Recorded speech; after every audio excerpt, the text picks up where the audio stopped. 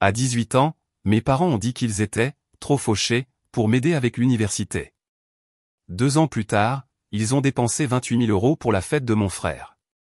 Le mois dernier, ils ont frappé à ma porte en suppliant.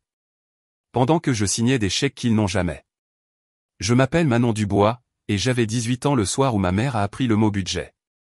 Il a roulé sur sa langue comme un hymne qu'elle avait répété pendant des années. Tu sais, nous t'aiderions si nous le pouvions, ma chérie, a-t-elle dit, les yeux vitreux de ce que je supposais être de la culpabilité. Révélation, ce n'était pas le cas. Papa a serré rapidement son épaule et a répété en écho. La vie est chère, Manon. Nous avons à peine de quoi garder les lumières allumées. Je me tenais dans notre cuisine, tenant ma lettre d'admission à l'université comme si c'était un ticket d'or. Sauf que ce n'était pas la chocolaterie de Willy Wonka. C'était juste la même maison exiguë où l'espoir venait suffoquer en silence. Laissez-moi revenir en arrière. Je viens d'une ville de province qui se croit plus importante qu'elle ne l'est. Le genre de ville qui organise des défilés pour l'équipe de rugby du lycée mais oublie les noms des élèves brillants. La famille Dubois-Carole, Didier, Thomas et moi étions connus en ville pour être une famille soudée. C'est ce que les gens disaient quand ils voyaient nos cartes de Noël ou les photos que maman publiait en ligne. Mais, soudée, est relatif quand vous êtes celle qui est coupée de la photo. Mon jeune frère, Thomas, était le garçon en or, l'enfant miracle, celui dont chaque souffle était un événement digne d'être documenté. Quand il a remporté un prix de robotique au collège, maman a fait des gâteaux en forme d'engrenage. Quand j'ai été inscrite au tableau d'honneur, elle a oublié jusqu'à ce que je le mentionne au dîner. Oh, d'accord. C'est bien, a-t-elle dit, déjà en train de faire défiler son téléphone. Je n'étais pas l'enfant à problème. J'étais l'invisible. Calme, responsable, efficace. Le genre de fille dont les parents se vantent en théorie mais qu'ils ignorent en pratique. Tout ce que je voulais, c'était une chance. Ma bourse couvrait la plupart de mes frais de scolarité, mais j'avais besoin d'environ 5 500 € par an pour combler l'écart. Pas de quoi acheter un manoir, pas de quoi acheter un yacht, juste un pont, quelque chose que ma propre famille aurait pu construire si elle s'en était souciée. Peut-être un institut universitaire de technologie, a suggéré maman, d'un ton assez sucré pour vous carrier les dents. Tu es doué en technologie. Tu pourrais réparer des imprimantes. J'ai failli rire. Non pas parce que c'était drôle, mais parce que c'était si absurde. J'ai cru que mes poumons allaient organiser une manifestation. Je ne méprisais pas les gens qui réparaient des choses. Je les respectais. Mais j'avais travaillé dur pour cette lettre d'admission. J'avais enchaîné les services, réussi mes examens, jonglé avec des emplois à temps partiel et je m'en étais sorti de justesse. Je voulais juste avoir la chance de continuer. Au lieu de cela, ils m'ont tous les deux regardé comme si j'avais demandé une île privée. Nous ne pouvons tout simplement pas en ce moment, a dit papa. Et c'était tout. Alors, j'ai fait ce que j'ai toujours fait. J'ai travaillé. Le garage local d'audio pour voitures, Octane et Audio, avait besoin d'aide. C'était graisseux, bruyant, et ça sentait le fil brûlé et l'ambition. Parfait. J'ai passé mes nuits à apprendre à poser des câbles, à réparer des caissons de basse et à installer des systèmes de sonorisation qui faisaient plus de bruit que la vérité ne l'avait jamais fait dans notre maison. Le propriétaire me louait une chambre au-dessus du garage, si on pouvait appeler ça comme ça. Le plafond fuyait, le futon avait un cratère, et le radiateur sifflait comme s'il avait des problèmes de confiance. Je mangeais des nouilles dans des gobelets en plastique et buvais du café de station-service qui avait le goût de la survie. Ma vie sociale, le bourdonnement des fers à souder. Mes passe-temps, ne pas mourir de faim. Mais lentement, je suis devenu bonne, vraiment bonne. J'ai appris les marges, les habitudes des clients, et comment vendre la fiabilité au lieu du tape à accent grave-l'œil. J'ai économisé chaque euro que je pouvais. Parfois, mon petit ami, Julien, passait après son service, s'appuyant sur le pas de la porte avec 2 tasses de café et un regard qui disait qu'il aurait aimé pouvoir réparer ce que mes parents avaient brisé. Il n'a jamais insisté. Il est resté juste assez longtemps pour me rappeler que tous ceux qui disaient « je tiens à toi » ne mentaient pas. 2 années se sont écoulées comme une longue expiration en fumée. J'avais 20 ans, les mains calleuses, j'étais fatigué et fier.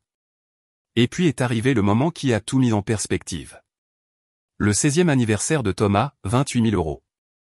Un disque jockey, un traiteur, des sculptures de glace et une piste de danse à diodes électroluminescentes, DEL, assez lumineuse pour éclairer le département voisin. Cela venait des mêmes parents qui m'avaient dit que 5 500 € était impossible. Je ne l'ai pas appris d'eux. Je l'ai appris de ma cousine Joséphine, qui m'a envoyé par texto une photo du prospectus de la fête en écrivant « Dis-moi que ce n'est pas vrai ». Ça l'était. Le visage de Thomas était retouché dans un éclair. Le slogan disait « Soyons électriques ». Pendant qu'il portait un toast en son honneur sous des lustres, je rampais sous une vieille Twingo, essayant de réparer des haut-parleurs arrière qui semblaient cracher des secrets. Mon dîner était une demi-barre protéinée que j'avais fait tomber sous l'établi. Mes mains étaient graisseuses, ma chemise était brûlée, et mon cœur était calme. Trop calme. Je n'ai envoyé de texto à personne. Je ne me suis pas plainte. Je n'ai même pas demandé pourquoi il ne m'avait pas invité. Je savais pourquoi. Mon ambition tranquille ne faisait pas bonne figure à côté du spectacle de lumière de Thomas. Cette nuit-là, j'ai fixé le plafond fissuré et j'ai pris une décision. Si être ignoré pouvait construire autant de rage, alors peut-être que cela pouvait aussi construire autre chose. De la détermination. J'ai économisé davantage. J'ai appris plus vite. J'ai étudié non seulement les voitures, mais les gens ce qu'ils voulaient, ce pourquoi ils paieraient. Et au moment où Thomas a publié sa photo suivante, « Merci, maman et papa », sur Instagram, j'avais signé un bail. Octane et Audio. Le nom est resté. Mais cette fois, c'était à moi. Je ne l'ai dit à personne. Ni à mes parents, ni à Thomas, ni même à Julien jusqu'à ce que les clés soient dans ma main. J'ai peint les murs en blanc, j'ai frotté les taches d'huile sur le sol et j'ai acheté une enseigne d'occasion qui sentait encore faiblement le rêve de quelqu'un d'autre. Pendant un instant, j'ai pensé que j'échapperais peut-être à l'orbite de leur favoritisme. Jusqu'à ce qu'un matin, je trouve une enveloppe rose pâle sur mon comptoir. L'adresse de retour de mes parents. Je n'ai même pas eu besoin de l'ouvrir pour savoir que rose signifiait fête. Quand je l'ai finalement fait, des paillettes se sont répandues en premier, comme une moquerie sous forme de confetti. À l'intérieur, aidez-nous à rendre la remise des diplômes de Thomas inoubliable. Nous demandons à la famille proche de nous aider à atteindre notre objectif de 9 000 €. Avec amour, Carole et Didier. J'ai fixé la carte jusqu'à ce que mes yeux me brûlent. Puis je l'ai jetée directement à la poubelle. Ce soir-là, Julien a remarqué que j'étais silencieuse. « Ça va ? » ?»« Oui, » ai-je dit en forçant un sourire. « Je pense juste à la sécurité. »« La sécurité ?» a-t-il demandé. « Oui, » ai-je dit. « Il est temps d'améliorer la mienne. » Le lendemain matin, j'ai commandé un nouveau système d'alarme pour le garage, non pas parce que j'avais peur des cambriolages, mais parce que j'apprenais enfin que les limites sont des portes qui ne s'ouvrent que d'un côté. Et j'en avais assez de les laisser entrer quand cela leur convenait. Quand j'étais enfant, papa disait, « Si tu veux que quelque chose soit bien fait, fais-le toi-même. » À l'époque, cela sonnait comme une devise. Maintenant, cela ressemblait à une malédiction.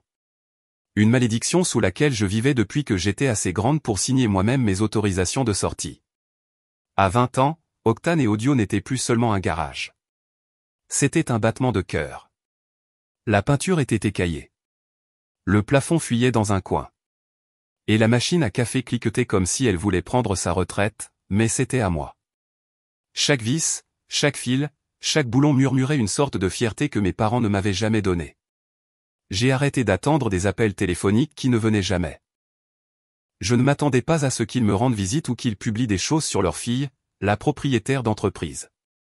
Mais la vie, comme un mauvais câblage, a une façon de faire des étincelles quand on s'y attend le moins.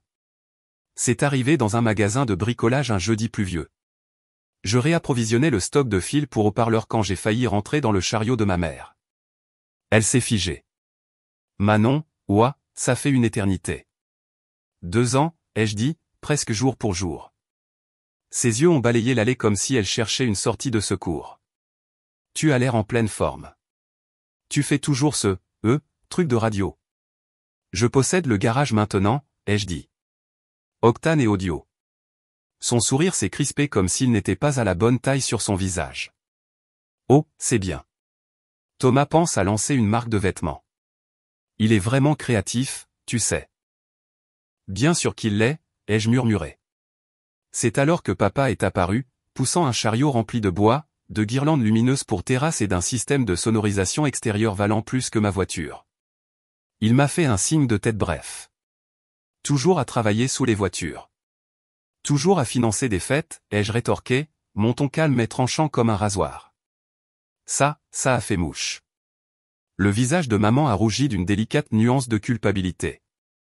En fait, a-t-elle dit, connais-tu toujours quelqu'un qui peut obtenir de bonnes affaires sur les haut-parleurs? La remise des diplômes de Thomas approche. Je lui demanderai, ai-je interrompu, me détournant déjà. Il ne réalisait pas que j'étais cette personne, et honnêtement, j'aimais ça. Après cette rencontre, je m'attendais peut-être à un texto, un timide, on devrait se voir, ou un, fier de toi, le genre de miettes que les gens vous jettent quand ils se souviennent que vous existez. Mais 2 mois ont passé. Rien. Pas un j'aime, pas un message, pas même un emoji mal dirigé. Je me suis dit que je m'en fichais. Puis un matin, j'ai trouvé une autre enveloppe rose sur mon comptoir. Ce n'était pas des paillettes cette fois. C'était de la culpabilité enveloppée dans du papier cartonné. À l'intérieur se trouvait une invitation imprimée, aider à rendre la remise des diplômes de Thomas inoubliable. Objectif, 9 000 € de la part de la famille proche. Veuillez répondre et donner via le lien ci-dessous. Étaient jointes 3 photos glacées de Thomas posant à côté d'une Audi de location. Et en bas, en écriture cursive, avec amour, Carole et Didier. Il n'avait même pas pris la peine d'écrire un mot à la main cette fois, juste une demande de fonds bien polie de la part de la fille qui ne rentrait pas dans le budget. J'ai ri.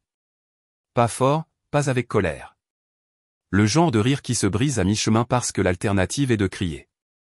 J'ai envoyé un texto à ma cousine Joséphine. Tu as reçu le courrier pailleté de Thomas, toi aussi? Sa réponse a été instantanée. On m'a demandé de coordonner les dons. Je leur ai dit que je préférerais mettre ma main dans un grille-pain.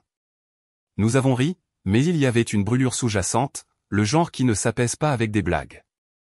Une semaine plus tard, j'étais sous une Peugeot 508, les coudes plongés dans les fils, quand la cloche au-dessus de la porte de mon garage a tinté. J'ai glissé dessous la voiture et je me suis figé. Maman, papa, Thomas tous les 3 debout là, comme des touristes qui avaient pris un mauvais virage dans la réalité.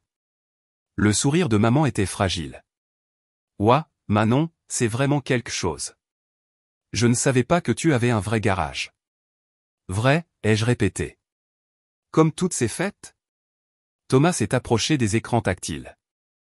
Est-ce qu'il lise YouTube, a-t-il demandé, tapotant l'écran comme si c'était un jouet. Je me suis mordu la langue si fort que j'ai senti le goût du cuivre. Nous étions juste dans le quartier, a dit maman nonchalamment. On a pensé passer pour parler de la remise des diplômes de Thomas, a ajouté papa. Puisque tu t'en sors si bien, peut-être que tu pourrais aider. Aider comment, ai-je demandé. Peut-être couvrir une partie de la compte pour le lieu, a dit maman rapidement. Ou le disque jockey. Juste jusqu'à ce qu'on collecte le reste. J'ai pris une longue gorgée d'eau, j'ai croisé son regard et j'ai dit d'un ton neutre, je suis prise ce week-end-là. Thomas s'est redressé. Prise? C'est génial. La fête de qui? Pas la tienne, ai-je dit. Pendant une seconde, personne n'a respiré. L'air entre nous était plus lourd que la fumée d'huile. Le rire de maman s'est brisé en deux. Manon, ne sois pas mesquine. Nous essayons juste de renouer en tant que famille. J'ai posé ma bouteille d'eau avec un bruit sourd. C'est ça. Tant qu'il y a un disque jockey et quelqu'un pour payer la note. Papa a soupiré, le son d'un homme feignant d'être raisonnable. Tu déformes toujours tout, Manon. Nous ne sommes pas venus ici pour nous disputer. Tant mieux, ai-je dit, parce que j'ai du travail. Je n'ai pas crié. Je ne leur ai pas demandé de partir. Je me suis juste éloigné et je me suis recouché sous la voiture. Depuis le sol, tout ce que je pouvais voir, c'était leurs chaussures se déplaçant maladroitement, puis la cloche tintant alors que la porte se fermait. Le silence. Le genre qui a le goût de la conclusion. Après leur départ, j'ai fixé le dessous de la voiture jusqu'à ce que ma vision se brouille. Une partie de moi voulait encore qu'ils regardent autour d'eux et disent « Nous sommes fiers de toi ». Mais j'ai réalisé que cela aurait exigé qu'ils me voient non pas comme un portefeuille, non pas comme une pièce de rechange, mais comme une personne. Au lieu de cela, ils ont vu une superficie, des acomptes potentiels, une ligne de crédit ambulante en bleu de travail. Alors, j'ai fait ce que je fais toujours. J'ai travaillé. Et pendant un certain temps, ce silence, il avait le goût de la paix. Les affaires ont repris rapidement. Le mot s'est répandu après qu'un disque jockey local a publié un article sur l'installation personnalisée de coffres que j'avais construite. C'est devenu viral, faisant trembler les fenêtres et attirant la moitié de la ville. Soudain, Octane et Audio était l'endroit où aller pour les installations audio. J'ai embauché 2 employés à temps partiel, j'ai étendu les heures d'ouverture et j'ai finalement remboursé la dernière de mes dettes étudiantes. Cela aurait dû être une bonne année, jusqu'à ce que le courriel arrive. Objet, demande de lieu, remise des diplômes de Thomas. Expéditeur, un agent immobilier. Apparemment, le pavillon extérieur que mes parents avaient réservé avait un double booking pour leur événement, et selon l'agent, Carole Dubois avait donné mon nom comme plan de secours. Puisque c'est le lieu de sa fille, disait le courriel. J'ai éclaté de rire. Puis j'ai répondu, désolé, non disponible. Déjà loué ce week-end-là. Bonne chance. Elle a répondu en quelques minutes. Juste pour clarifier, c'est bien votre propriété, n'est-ce pas? Pourriez-vous reconsidérer pour la famille? J'ai fixé l'écran, j'ai pris une profonde inspiration et j'ai tapé « Non, je ne pourrai pas », puis j'ai cliqué sur « Envoyer ». 1 minute plus tard, Joséphine m'a envoyé un texto. Ils disent que ton garage était leur plan B et dois-je apporter une clé à molette? Seulement si je cède, ai-je répondu. Elle a renvoyé, alors je la garde bien polie. 1 semaine plus tard, Joséphine a appelé, riant si fort qu'elle ne pouvait plus respirer. Apparemment, tous les fournisseurs s'étaient retirés. Le traiteur, l'entreprise de pistes de danse à diodes électroluminescentes, DEL, même le chanteur de la fête des 16 ans de Thomas voulait un paiement intégral à l'avance. L'heure, nuit inoubliable, s'effondrait morceau par morceau. Je ne me suis pas réjoui, je n'ai rien publié. Mais la veille de leur événement reprogrammé, Joséphine a de nouveau appelé. Manon, a-t-elle dit, tu devrais peut-être passer en voiture devant l'ancien lieu. Je n'aurais pas dû, mais je l'ai fait. C'était là, lumière, musique, camion-restaurant, rire, une fête en plein essor. Mais pas celle de Thomas. Un de mes clients avait loué le lieu pour la remise des diplômes de ses fils jumeaux. Je l'avais aidé à le réserver des semaines auparavant sans réaliser le chevauchement. Depuis mon camion, j'ai regardé les enseignes au néon clignoter, félicitations, Malik et Marcus. Quelques minutes plus tard, le SUV de mes parents a ralenti devant le lieu. Ils avaient l'air confus, puis humiliés. Ils ne se sont pas arrêtés, ils ont juste continué leur route. Joséphine a texté plus tard. Ils appellent ça un dîner familial intime maintenant. Dis-leur que je suis prise pour toujours, ai-je répondu. Et je le pensais. Parce que pour la première fois, j'ai réalisé quelque chose. La paix ne vient pas quand ils comprennent. Elle vient quand vous cessez d'avoir besoin qu'ils le fassent. Si le karma était une liste de lecture, ce week-end-là était ma chanson préférée en boucle. Pendant que je passais le samedi matin à équilibrer des factures en sirotant un café éventé, mon téléphone n'arrêtait pas de vibrer. Capture d'écran, chuchotements et conversations de groupe familial se décomposant plus vite qu'un ruban bon marché. Le « gala lumineux » de Thomas était officiellement devenu un désastre logistique. Le pavillon extérieur leur a annulé. Le traiteur s'est retiré. La société de pistes de danse à diodes électroluminescentes, DEL, a refusé de faire autant de routes, et le chanteur de variété sur le déclin de la fête des 16 ans de Thomas voulait la moitié à l'avance. Chaque décision qu'ils ont prise, chaque économie qu'ils ont faite est revenue comme un son surround, fort, ironique et parfaitement accordé à la justice. Joséphine a appelé en milieu d'après-midi, le rire dans la voix. Manon, ta mère vient de dire à tante Sylvie qu'ils optent pour quelque chose de plus petit et de plus significatif. Traduction, l'univers les a humiliés gratuitement. J'ai presque eu pitié presque. Mais certaines leçons doivent résonner. Ce soir-là, Octane et Audio étaient fermés, mais je suis resté tard pour installer une mise à niveau de l'éclairage pour une cliente fidèle, une mère célibataire qui économisait pour la première voiture de son enfant. Elle a payé en petites coupures et en gratitude, et cela m'a rappelé à quoi ressemblait la vraie valeur, un merci silencieux au lieu d'applaudissements. J'essuyais mes mains quand Joséphine a de nouveau texté. Passe devant le pavillon. Fais-moi confiance. Je n'aurais pas dû m'en soucier. Mais la curiosité, cette vieille invitée indésirable, m'a convaincu du contraire. Alors je l'ai fait. Depuis le siège du conducteur, phare baissé, j'ai observé une autre célébration en plein essor. Lumière, rire, musique et rien de tout cela n'était pour Thomas. Des bannières proclamaient « Félicitations, Malik et Marcus ». Des jumeaux, des enfants intelligents et gentils. Leur père était venu me voir 2 semaines plus tôt pour me demander si je connaissais un bon lieu. Je l'ai aidé à le réserver via mon compte professionnel. Je n'avais même pas réalisé que cela chevauchait la date de Thomas. Maintenant, si. De l'autre côté de la rue, des familles dansaient sous des guirlandes lumineuses, des camions-restaurants bordaient le trottoir, et un disque jockey criait des noms qui n'étaient pas « du bois ». 5 minutes plus tard, j'ai vu la voiture de mes parents ralentir devant le lieu. Ils ont plissé les yeux à travers le pare-brise, confus. Puis la réalisation les a frappés. Les doigts de papa se sont crispés sur le volant. Le visage de maman s'est décomposé. Thomas, sur la banquette arrière, a tourné la tête vers l'enseigne lumineuse avant que le SUV ne passe et ne disparaisse dans l'obscurité. Je n'ai pas bougé. Je suis juste resté assise là, à regarder leurs feux arrière s'estomper. La symétrie était parfaite. 2 ans plus tôt, c'est moi qui regardais de loin pendant qu'ils le célébraient sous des lumières à diodes électroluminescentes. Maintenant, c'étaient eux les étrangers, regardant la joie de quelqu'un d'autre. Ce n'était pas de la vengeance. C'était de la clarté. Le lendemain matin, Joséphine a texté. Ils appellent ça un dîner intime maintenant. Nuggets de poulet maison à la bougie. J'ai reniflé dans mon café. Je n'ai rien publié, je ne me suis pas vanté, je n'en ai pas parlé à Julien. Certaines histoires sont meilleures quand on les garde pour soi, comme une victoire privée que personne ne peut gâcher. Mais l'univers n'avait pas fini de jouer son remix. Quelques jours plus tard, j'étais plongé jusqu'au coude dans l'installation d'un caisson de basse quand quelqu'un a frappé à la porte de mon bureau. Un homme se tenait là. Pantalon en toile, chemise boutonnée, porte-bloc. Il avait l'air du genre de personne qui s'excuse avant de ruiner votre journée. « Êtes-vous Manon Dubois » a-t-il demandé. « Ça dépend. Est-ce que vous vendez des garanties étendues » Il n'a pas ri. « Je suis de l'agence immobilière Lambert. Vos parents vous ont indiqué comme co-signataire potentiel pour une demande de prêt hypothécaire. Ils ont dit que vous pouviez vérifier les revenus du ménage. » Pendant un instant, j'ai cru avoir mal entendu. « Pardon ?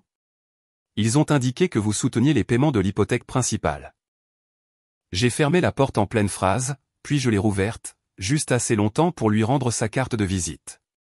Dites-leur que la réponse est non. Clic, je suis resté là pendant 1 minute entière, les paumes tremblantes, non pas de peur, mais de fureur. Ils avaient utilisé mon nom, mon entreprise, mon succès, pour essayer d'obtenir de l'argent d'une banque. Les mêmes personnes qui avaient dit un jour « Nous ne pouvons pas nous permettre de t'aider », prétendaient maintenant que j'étais leur filet de sécurité. Mon téléphone a de nouveau vibré. Joséphine, pile à l'heure. « Tout va bien ?» Je l'ai appelé.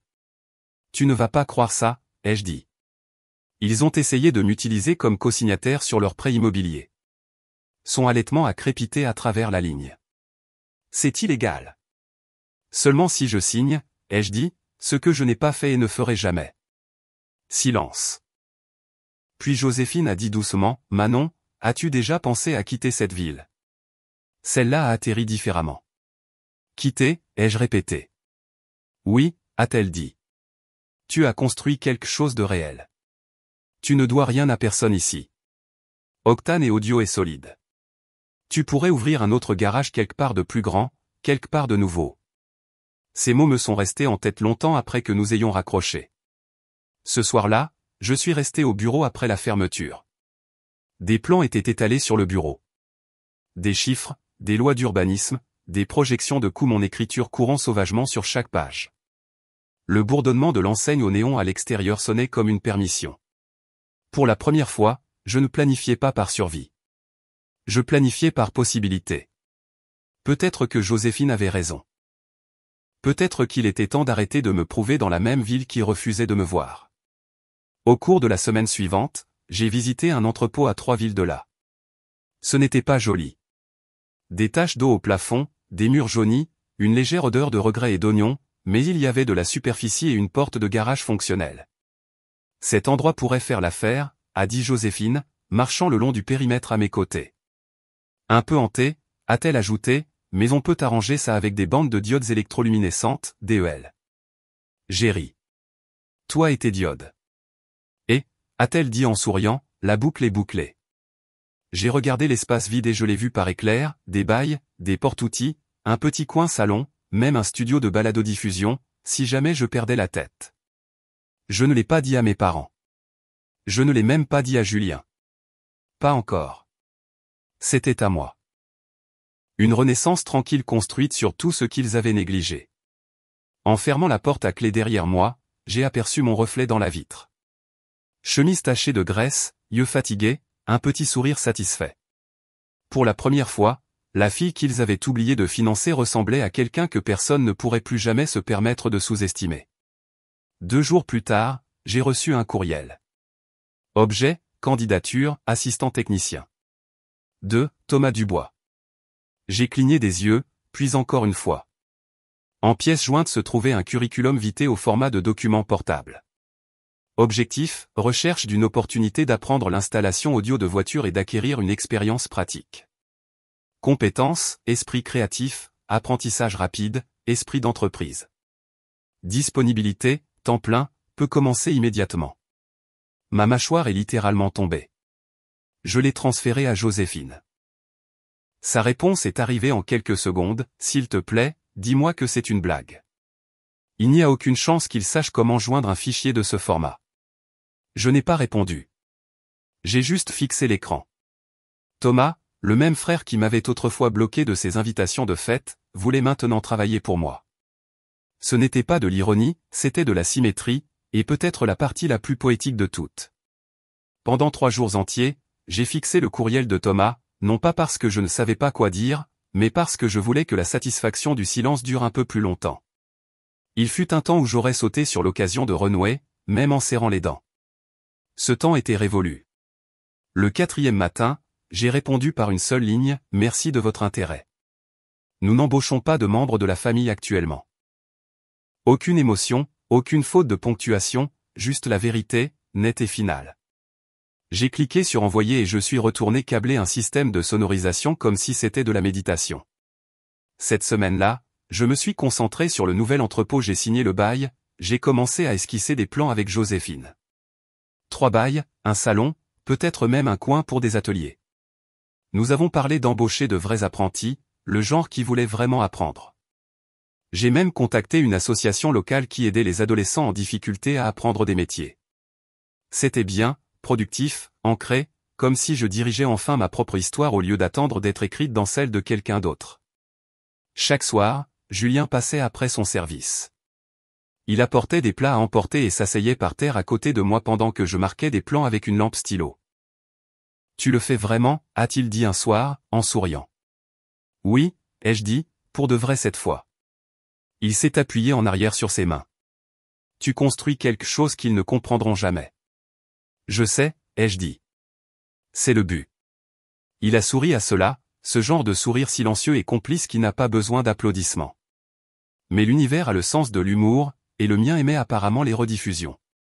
C'était un mardi, 19h12, juste au moment où je fermais le garage. Le coup à la porte n'était pas timide. Il était désespéré. J'ai essuyé mes mains et j'ai ouvert. Ils étaient là. Maman, papa et Thomas, la sainte trinité de la mémoire sélective. Maman serrait un dossier. Papa avait l'air fatigué de cette manière où l'on est la cause de sa propre fatigue. Thomas se tenait derrière eux, les mains enfouies dans ses poches comme un adolescent coupable, même s'il avait 20 ans maintenant. Manon, a commencé maman, la voix douce, prudente. Pouvons-nous parler ? Je me suis appuyé contre le cadre de la porte. Vous avez 2 minutes. Papa a froncé les sourcils. Manon, allons. 2 minutes, ai-je répété. La voix de maman a vacillé. Nous avons quelques problèmes. J'ai croisé les bras. Laissez-moi deviner. Des retards de paiement. Elle a hoché la tête, les yeux se déplaçant vers le dossier. Nous pourrions perdre la maison. Je n'ai rien dit, j'ai juste attendu. Nous pensions que peut-être, a-t-elle recommencé. Papa l'a interrompu. Peut-être que tu voudrais aider, juste le temps qu'on se remette sur pied. On pourrait te rembourser une fois que la marque de Thomas décollera. J'ai ri, pas fort, pas cruellement. Le genre de rire qui s'échappe avant qu'on ne réalise que ce n'est pas de la joie, c'est de l'incrédulité. La marque de Thomas, ai-je répété. Est-ce la même qui ne pouvait pas payer pour sa propre fête ? Les yeux de Thomas sont tombés au sol. Je ne savais pas que les choses allaient si mal, Manon. Je pensais que le gala était couvert. Je n'ai pas demandé tout ça. Tu ne l'as pas arrêté non plus, ai-je dit doucement. Il a tressailli. Maman s'est approchée. Nous savons que nous avons fait des erreurs. Nous t'avons ignoré. Nous avons été injustes. Point envers toi, Manon, ai-je terminé pour elle. Tu crois, a-t-elle dit, la voix brisée. Nous sommes toujours une famille. Ce mot famille a atterri comme une pierre dans l'eau, lourd et creux. J'ai incliné la tête. C'était comment? Elle a cligné des yeux. Quoi? Quand vous organisiez ces fêtes? Quand vous signiez des chèques pour des sculptures de glace? Quand vous me disiez que l'Institut universitaire de technologie était ma meilleure option? Qu'est-ce que ça faisait? Elle n'a pas répondu. J'ai regardé papa. Et toi? C'était comment de me voir travailler la nuit? De la graisse sous les ongles pendant que tu te vantais du passe-temps d'habillage de voiture de Thomas et que tu le finançais avec tes économies? Il a serré la mâchoire. Toujours rien. Vous voyez ce pont élévateur derrière moi, ai-je dit en montrant la baie. Je l'ai installé moi-même. Le salon? Je l'ai construit aussi. Chaque centimètre de cet endroit vient des mêmes mains dans lesquelles vous disiez qu'il ne valait pas la peine d'investir. Et maintenant vous voulez mon aide parce que les paillettes ont disparu et que les factures sont dues. La voix de papa s'est élevée. Ne nous parle pas comme ça. Nous ne sommes pas des sangsues. J'ai haussé un sourcil. Vraiment? Parce que le mois dernier, vous m'avez listé comme co-signataire sur un prêt sans mon consentement. Puis vous êtes venu ici demander des dons. Puis votre garçon en or m'a envoyé une candidature comme si j'étais une sorte de filet de sécurité. La lèvre de maman a tremblé. Manon, s'il te plaît. Nous sommes fiers de toi, a-t-elle murmuré. Vraiment? Je me suis tourné vers Thomas. Es-tu fier? Il m'a regardé, les yeux rouges. Je ne comprenais pas avant. Je pensais que tu étais juste amer. Mais j'ai vu ce que tu as construit. Les gens parlent de toi, de ton garage. Tu as fait ça toute seule. Je comprends maintenant. Et maintenant tu veux en faire partie, ai-je dit doucement. Il n'a pas argumenté, et cela a rendu les choses encore pires. Je n'ai pas besoin d'excuses, ai-je dit finalement. Et je ne suis pas votre sauveur. Si vous vouliez de moi, vous auriez dû vous manifester avant les lettres de saisie. La voix de papa s'est faite plus tranchante. Alors c'est tout? Tu tournes le dos à ta famille. J'ai soutenu son regard sans ciller. Vous avez tourné le dos les premiers. Je ne fais que rattraper mon retard. Les yeux de maman se sont remplis de larmes. Manon, nous n'avons personne d'autre. Je sais, ai-je dit tranquillement. C'est le prix à payer quand on construit des murs de favoritisme. Finalement, on ne voit plus qui est à l'extérieur. J'ai fait un pas en arrière, la main sur la porte. Je ne suis plus en colère, ai-je dit. Mais ne confondez pas ça avec du pardon. Le pardon se mérite, il ne se demande pas sur un pas de porte avec des papiers de saisie. Thomas a tenté une dernière fois. Si tu pouvais juste, vous voulez la charité, ai-je interrompu. Ce dont vous avez besoin, c'est d'une prise de conscience. J'ai sorti les clés du garage de ma poche et je les ai fait tournoyer une fois entre mes doigts. J'ai la mienne maintenant. Puis j'ai ouvert la porte plus grand, non pas comme une invitation, mais comme un signal que la conversation était terminée. Tu es intelligent, Thomas. Créatif, n'est-ce pas?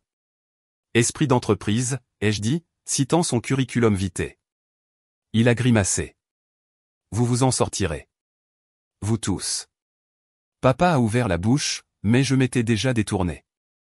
Bonne nuit, ai-je dit en rentrant à l'intérieur. Pas de porte claquée, pas de cri, juste un clic silencieux en fermant la porte à clé. Pendant une longue minute, je suis resté là, à fixer la porte fermée, le cœur battant, la respiration calme. J'avais attendu des années ce genre de paix.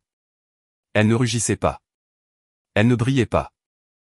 Elle existait simplement, comme de l'air frais après un long incendie. 3 mois plus tard, Octane et Audio a ouvert ses portes. Des bailles plus grandes, des sols propres, 2 apprentis, une douce liste de lecture bourdonnant à travers des haut-parleurs de plafond flambant neufs que j'ai installés moi-même. Joséphine a conçu le logo. Julien a apporté du champagne dans un sac en papier. Tu l'as fait, a dit Joséphine en souriant. Oui, ai-je dit, et je n'ai pas eu besoin d'un gala pour le prouver. Elle a levé sa tasse. Aux limites. J'ai fait teinter la mienne contre la sienne. Et à la paix qui n'a pas besoin de permission. Il y a une sorte de silence qui ne signifie pas le vide. C'est le son de la paix après la tempête. C'est ce que je ressentais dans mon nouveau garage. De l'air pur, même quand les moteurs tournaient. Octane et Audio étaient ouverts depuis 3 mois. Et pour la première fois de ma vie, je me réveillais non pas par peur, mais avec un but. Pas de texto demandant de l'argent. Pas d'urgence familiale qui signifiait en réalité des factures impayées. Juste mon emploi du temps, mes outils, ma musique. J'aimais ouvrir le garage tôt, avant le lever du soleil. La lumière passait à travers les hautes fenêtres et transformait les murs métalliques en or. Je me faisais un café, je passais mes doigts sur le comptoir lisse que j'avais construit, et je pensais, alors c'est à ça que ressemble la liberté. Les rumeurs sur mes parents se sont répandues plus vite que je n'ai pu les arrêter. Apparemment, la maison de la rue des Érables avait été mise en saisie immobilière. Le même porche, les mêmes fenêtres, les mêmes murs qui avaient autrefois résonné de « Nous sommes tout simplement trop fauchés en ce moment ». Quelqu'un d'autre l'a acheté en une semaine. J'y ai pensé l'acheter moi-même, la repeindre et appeler ça une conclusion.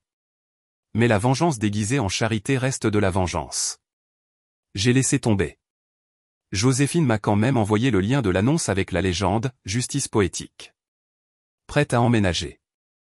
J'ai répondu « Non, j'ai déjà tourné la page ». Thomas n'a pas texté, n'a pas envoyé de courriel, n'est pas revenu. La dernière chose que j'avais entendue, c'est qu'il squattait les canapés de ses amis en essayant de se réinventer. Maman a publié sur Facebook des messages sur la résilience et les nouveaux départs. Papa a changé sa photo de profil pour une citation « La famille, c'est tout ». L'ironie aurait dû les poursuivre en justice pour violation de droits d'auteur. Julien, pendant ce temps, est resté constant. Il m'a aidé à installer une station de café dans le nouveau salon et a refusé de me laisser sauter le dîner quand je me perdais dans le travail. « Tu penses parfois à tout le chemin que tu as parcouru ?» a-t-il demandé un soir, appuyé contre le comptoir. « Parfois » ai-je dit, en faisant tourner une clé entre mes doigts. « Est-ce que ça ressemble à une victoire ?» J'ai regardé autour du garage le logo lumineux, le bourdonnement des machines, l'air qui sentait l'huile et les nouveaux départs. « Non » ai-je dit doucement. C'est comme si je respirais enfin. Il a souri. C'est mieux. Quelques semaines plus tard, Joséphine est passée avec des plats à emporter et un sourire malicieux. Tacos et mauvaise nouvelle, a-t-elle dit. Quoi en premier? Mauvaise nouvelle. Maman essaie de faire passer la saisie pour une réduction de train de vie volontaire. Apparemment, ils disent aux gens qu'ils voulaient un style de vie plus minimaliste. J'ai ri, manquant de m'étouffer avec mon soda. Minimaliste, comme le zéro sur leur compte en banque? Exactement, a-t-elle dit, en trinquant avec moi. Tu as géré ça mieux que je n'aurais jamais pu le faire. Je n'ai pas géré ça, ai-je dit. J'ai juste arrêté de les laisser me refiler leur chaos.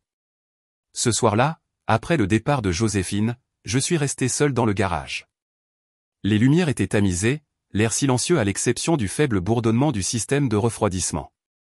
J'ai marché jusqu'au centre du sol et j'ai regardé autour de moi. Des baies polies, de nouveaux ponts élévateurs, des murs impeccables.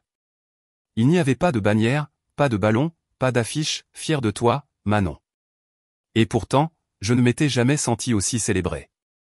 J'ai pensé à cette nuit, il y a des années, la fête du 16e anniversaire à laquelle je n'étais pas invité. Celle où ils dansaient sous des néons pendant que j'étais assis sous une Twingo. À l'époque, je pensais que le succès signifierait enfin leur prouver qu'ils avaient tort. Maintenant, je savais mieux. Le succès, ce n'était pas d'être vu. C'était de ne plus jamais avoir besoin de leur permission pour briller. Quelques jours plus tard, j'ai reçu un message d'une université locale. Un de mes nouveaux apprentis, un jeune de 17 ans nommé Théo, avait écrit une rédaction sur Octane et Audio. Il l'avait intitulé « L'endroit qui répare plus que des voitures ». Il a écrit sur la façon dont travailler ici lui avait fait croire aux secondes chances. Comment mademoiselle Dubois lui avait dit que les erreurs n'étaient pas des échecs, juste des brouillons. J'ai fixé ce courriel pendant un long moment, de la même manière que j'avais autrefois fixé ma lettre de bourse.